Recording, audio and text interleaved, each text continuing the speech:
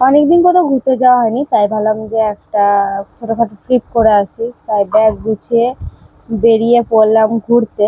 আমি একা ঘুরতে যাচ্ছি না, যাচ্ছে আমার গোটা পরিবার। আমার বোনঝি, আমার মা, বাবা, দিদি, মামা, বোন, দিদু, সবাই মিলে এখন বেরিয়ে পড়েছি সিটি সেন্টার যাওয়ার জন্য। তো সিটি সেন্টারে চলে এসেছি, এখন অপেক্ষা করছি কতক্ষণে বাস আসবে। তার জন্য, কারণ কি 9:30টার সময় এই সিটি সেন্টার থেকেই আমাদের বাস আছে।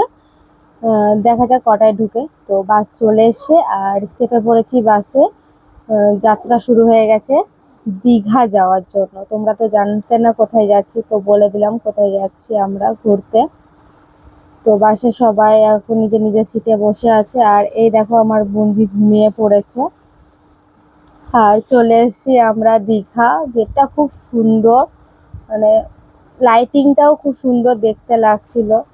তো বাস থেকে নেমে আমরাও এই হোটেলটাতে এসেছি। হোটেলে বাইরে ভিউটাও খুব সুন্দর, পুরো চারদিকে ফুল গাছে ভর্তি।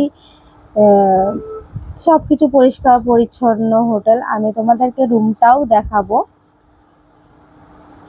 এটা হচ্ছে আমাদের রুমটা, দুটো রুম নিয়েছি সেমই। এখানে টিভি আছে, খাট আছে, ফ্রিজ, একটা সোফা কাম বেড, এসি, আর একটা খুব সুন্দর বেলকনি আছে যেখান থেকে খুব সুন্দর একটা ভিউ দেখতে পাওয়া যাচ্ছে।